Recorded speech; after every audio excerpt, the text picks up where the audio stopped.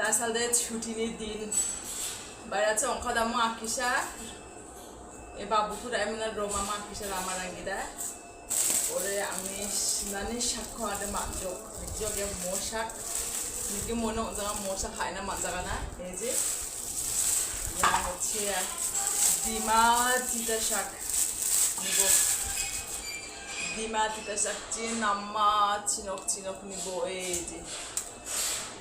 ডিমা তিতা শাক ভাজা হবে শিম দিয়ে দেখো কি সুন্দর ডিমা তিতা শাক কার কার পছন্দ ডিমা তিতা শাক এই যে আর